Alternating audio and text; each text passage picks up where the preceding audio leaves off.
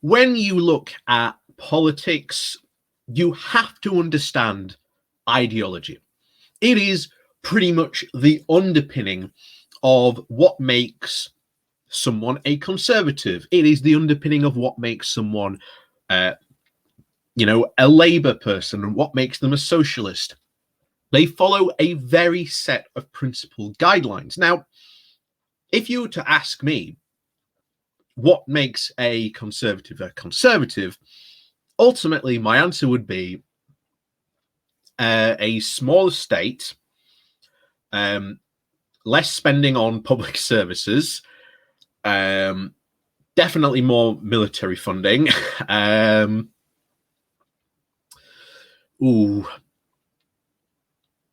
And that's all I can think of at the moment.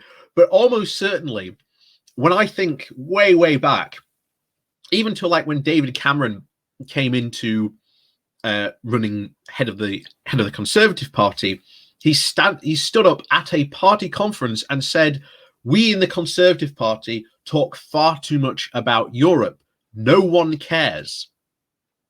Remember that, and that was a couple of years ago. And it's even more astounding when you look back at old UKIP videos. In fact, this coming Wednesday, we are going to be looking at what I am dubbing Old KIP, the old UKIP party, and what they said and what they said at that time, almost 10 years ago. Some of these videos are. So again, it's very interesting to see how their, shall we say, their ideology has moved along. And I think that now that this has, as you can see on the screen, Brexit has indeed consumed the Conservative Party completely to something which eventually it could indeed destroy itself and rip itself apart, as is what the cause to get the referendum almost did to the Conservative Party. Of course, that's why David Cameron stood aside, because he knew what was coming. Like I say, sometimes you can blame Cameron for, getting out of the way, or, not saying, I'm not going to fulfill the referendum because it was too close to call, or we're going to have another one in like a couple of years' time, etc., etc. All the things that, he could have technically done.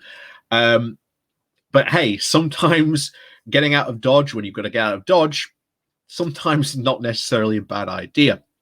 So today we're going to have a look at how the soul of the Conservative Party has been consumed almost completely by Brexit. So before we do get into that, please do remember to hit that like, share, and subscribe button. And also down below, there are links to my Patreon page and a one-off donation link called Buy Me Coffee, where you can, buy me a coffee. And as always, thank you very much to all those people who do support the channel that way. So today's story comes from the London Economic, and the title is "Brexit Has Consumed the Soul of the Conservative Party." Britain's place in Europe has been a bone of contention in the Conservative Party for decades.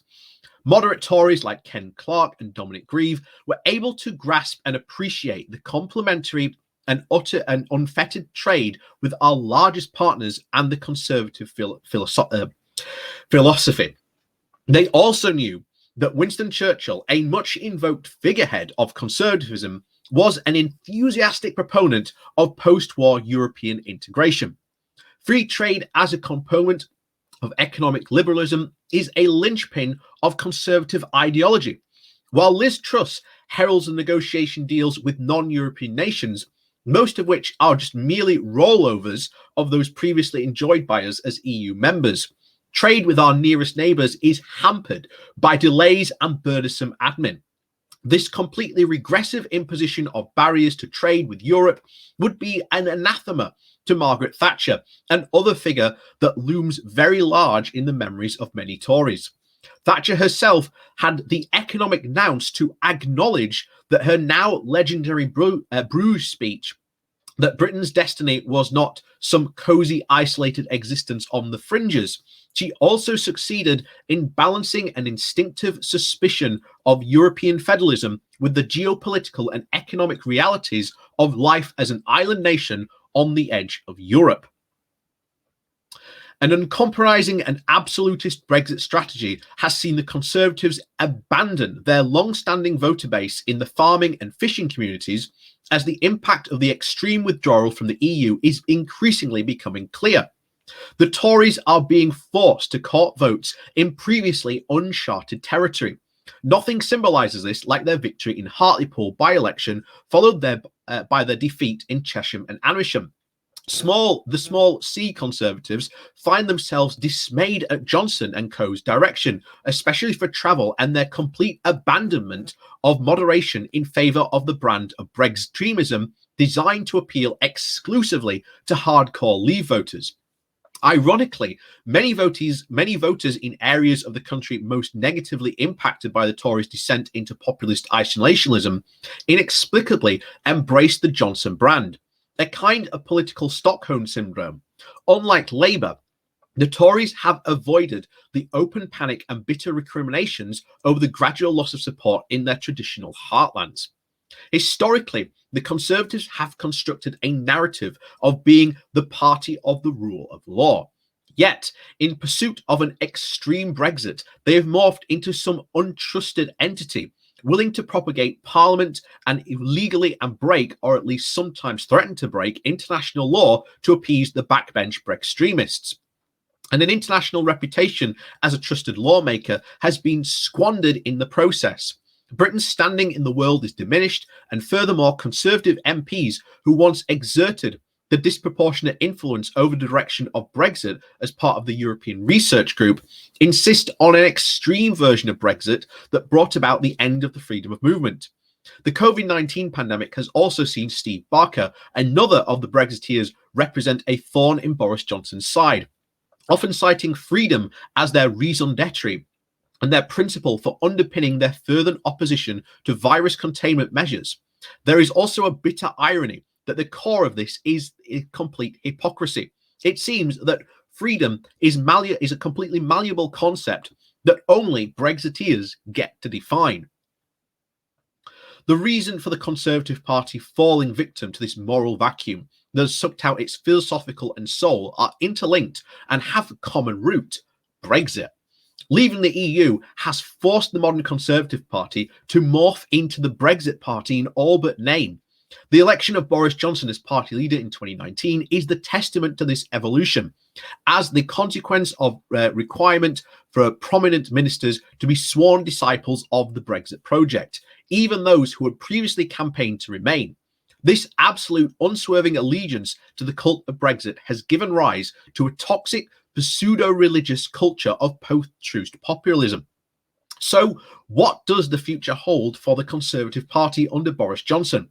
Given that Boris Johnson's personal popularity is deeply rooted to his position as the chief flag bearer for Brexit and his reputation as a political maverick, it seems very unlikely that any change of direction will come under his leadership. Johnson has been somewhat successful in quelling potential backbench rebellions over Brexit, and more recently, lockdown restrictions, presumably as a result of the intensive behind-the-scenes dialogue. The Conservative Pace Party, unity above all, else preferring to try and avoid the open kind of civil warfare that continues to plague Labour. Nevertheless, the Conservative Party stands at a crossroads in their history. Having effectively rebranded itself as a populist party with Brexit as its primary motivation, they and both the parliamentary party and the membership must now decide where its future lies. Should it wish to permanently abandon its historical reputation as an outward-looking multilateralist party of free trade and opportunity, it should be reassured by those at the wheels that have been set in motion. Conversely, if it seeks to try and rehabilitate its reputation beyond the Brexit lobby, it would do well to carefully look at the polarizing nature of its leadership and principles already sacrificed in the pursuit of its populist agenda. And they even saw Winston Churchill's grandson deprived of the whip. The loss of another moderate parliamentary voice such as Dominic Grieve and Justin Grayling at the election of avowed Brexiteers to fill the Tory backbenches means that the party is now fully in the firmly of committed to lawmaking that appeases the unapologetic Leave voters while annihilating moderate Remain supporting Conservatives. The only party in itself can actually decide whether it is not to repair its wounded soul and try to escape its very much self-imposed existential crisis. And we've talked before about the crisis that is coming and is going to hit the Conservative Party soon, because Boris Johnson is promising everything to everyone, as he did at Brexit as part of the Leave campaign. And sooner or later, you have to start cashing those checks. It is under no small thing that I take somewhat glee in that if you look at Hartlepool and all these other places that voted Conservative for the very first time are now asking and sending letters to their MPs asking where their money is, saying, what are you doing to invest in my town? Why are we not getting money from this new levelling up fund? Why has Boris not talked about bringing infrastructure? Why are we not getting the HS2 anymore? Even though, again, it is quite a controversial opinion, if you want infrastructure, HS2 is a right way to go about it.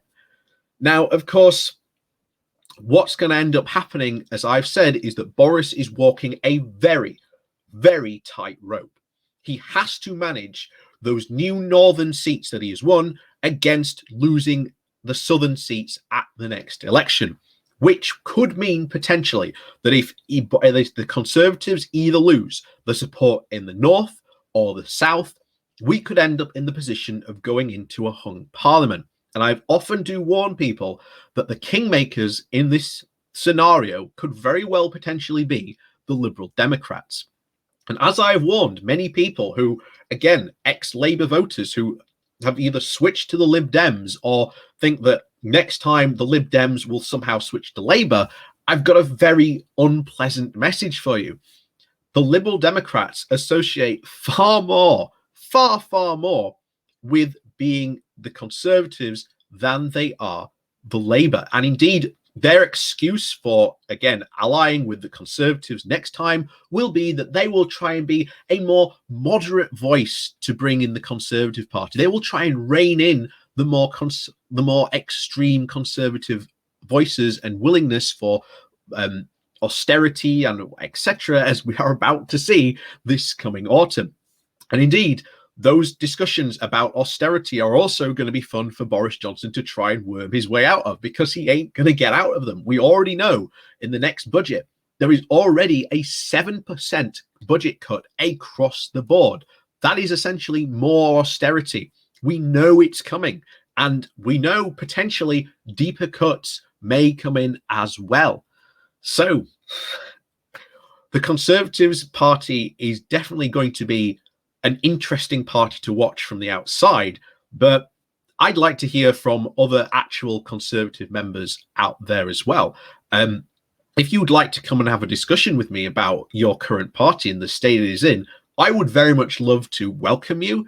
Like I say, we do a live stream every Wednesday. If you want to come and have a chat with me on this, I would very much welcome it, because I'd like to get someone who's in the Conservative Party and their first-hand view of what they think the direction of the party is going to go into, whether you be pro-Brexit or anti-Brexit. I don't really mind. I want to know the Conservative Party, the direction where you think it's potentially going to go. So, as always, thank you very much for watching. Please do remember to hit that like, share, and subscribe button. And of course, down below, there are links to my Patreon page and a one-off donation link called Buy Me a Coffee, where you can, buy me a coffee. And as always, thank you very much for watching, and we'll see you all